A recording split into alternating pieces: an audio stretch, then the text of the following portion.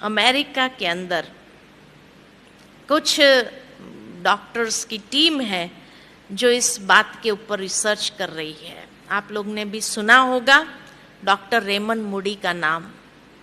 Doctor Raymond Moody जो लोगों को हिप्नोटाइज करके पास्ट लाइफ में ले जाते हैं, उसकी टीम में एक भारतीय डॉक्टर भी है और वो भारतीय डॉक्टर बीके है।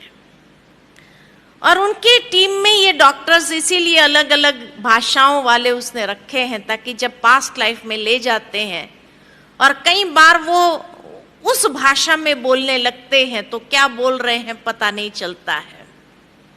तो जब भी वो बहन यहाँ पर आती है, जो डॉक्टर है वो आती है, तो उनका लेटेस्ट रिसर्च बताती है। तो जब पिछली बार जब आए थे तो उन्होंने एक बहुत वंडरफुल बात सुनाई। तो कहा कि जब उनको पास्ट लाइफ में ले गए, अधिकतर जितने लोगों को ले गए वो लोग, तो उनसे एक सवाल बहुत कॉमन पूछा और वो सवाल था कि जब आप शरीर छोड़ते हैं उसके बाद कहाँ जाते हैं? सीधा दूसरे शरीर में प्रवेश करते हैं या भगवान जैसी कोई चीज है और उसके पास जाते हैं और भगवान आपको फाइनलाइज करते हैं कि आपको ये घर में जन्म लेना है, ये घर में जन्म लेना है, कहाँ जाते हैं? तो जब उन्होंने ये सवाल पूछा तो मेजॉरिटी ने यही जवाब दिया कि शरीर छोड़ने के बाद हम एक लाइट की दुनिया में जाते हैं और वहां एक बहुत पावरफुल लाइट से मिलते हैं। शायद वही भगवान था। का कैसे पता चला आपको कि वही भगवान था? तो कहा क्योंकि वो भगवान इतना प्यार दे रहा था, इतना प्यार बरसा रहा था कि जैसे हम प्यार के फव्वारे में नहा रहे थे। इतना प्यार भगवान के सिवाय कोई नहीं कर सकता है, इसीलिए वही भगवान था। बहुत डिवाइन लाइट थी, बहुत पावरफुल लाइट थी। का उसके बाद क्या उसने फाइनलाइज किया कि आपको कहां जाके जन्म लेना?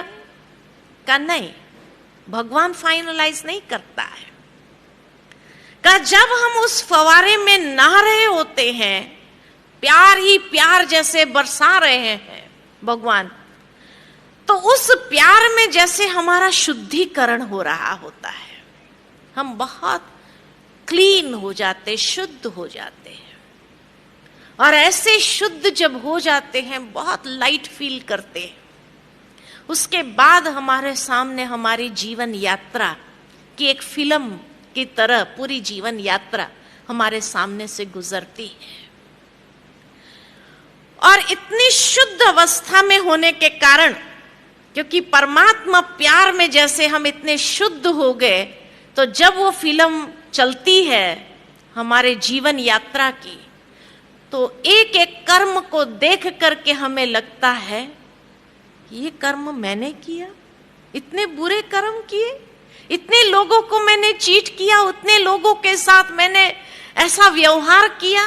तो एक एक कर्म मेरे सामने जब आता है तो हमें अपने ही कर्मों को देख करके बड़ी शर्मिंदगी महसूस होती है। तो कहा उसके बाद क्या भगवान सजा देता है? कहा नहीं, भगवान सजा नहीं देता, भगवान प्यार ही देता है। तो उसके बाद क्या होता है? तो कहा उसके बाद हमें यह फील होता है कि जो बुरे कर्म मैंने किए, जिसके साथ मैंने बुरे कर्म किए, चीट किया या किसी को भी धोखा दिया या जो भी मैंने बुरा व्यवहार किया, उन सब के साथ का हिसाब किताब मुझे चुकता कर देना है। और इसलिए हम वहां से वापस आते हैं और वापस आने पर हम खुद डिसाइड करते हैं कि मुझे कहां जन्म लेना चाहिए, ताकि उन आत्माओं के साथ मैं जल्दी से जल्दी हिसाब चुकता कर दूं। तो हम डिसाइड करते किस घर में हमें जन्म लेना है। उसके बाद हम ये डिसाइड करते हैं कि ये कर्म का फल हम कैसे चुकाएंगे, इसके लिए होनी को फाइनल करते हैं। डेस्टिनी को फाइनल करते हैं कि ये डेस्टिनी होगी और ये कर्म का हिसाब हम ऐसे चुकतू करेंगे। तो सारी जो डेस्टिन्ड बातें हैं उसको हम फाइनलाइज करते हैं। इसलिए कहावत है, होनी को कोई टाल नहीं सकता है, क्योंकि वो होनी हमने ही फाइनलाइज की होती है।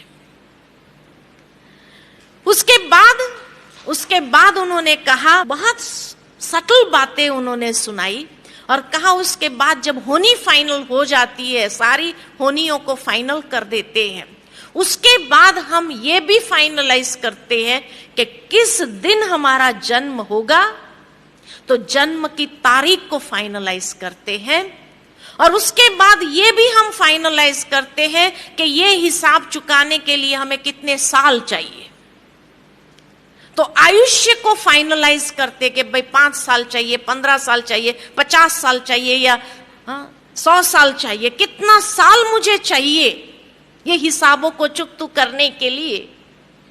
तो आयुष्य को फाइनलाइज करते हैं और आयुष्य को फाइनलाइज करने के बाद हम ये भी फाइनलाइज करते हैं कि ये शरीर छोड़ने के लिए कौन सा कारण बनेगा, कौन सी होनी बनेगी। उस मृत्यु का कारण भी हम फाइनलाइज करके फिर उस दिन को भी फाइनलाइज करके हम जन्म लेते हैं या शरीर में प्रवेश करते हैं। इसीलिए कहा जाता है जन्म और मृत्यु की तारीख को कोई बदल नहीं सकता है। दूसरा ये भी कहा जाता है कि जोड़ियां ऊपर से बन के आती है। क्यों ऊपर से बन के आती है? क्योंकि हमने ही फाइनलाइज किया होता है कि कौन सी जोड़ी मुझे चाहिए अपने कर्मों का हिसाब किताब सेटलमेंट करने के लिए। ये हम ही फाइनलाइज करते हैं। का उसके बाद क्या आपको याद रहता है? तो कहा 2 साल तक हमको बहुत अच्छे से याद आता है कि हम किस लिए इस संसार में आए हैं।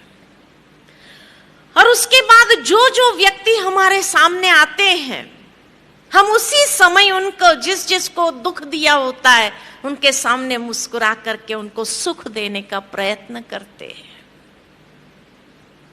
लेकिन जैसे ही हमारी वाचा खुलती है, हमारा मोह क्रिएट होता है परिवार के सदस्यों के साथ, वाचा खुलने के बाद विस्मृति हो जाती है कि हम किस लिए आए। और इसलिए जब होनी होती है, वो होनी को भूल जाते हैं कि ये हमने ही फाइनलाइज किया है। तब ये सवाल आता है कि मेरे साथ ही ऐसा क्यों होता है? भगवान मेरे साथ ऐसा क्यों?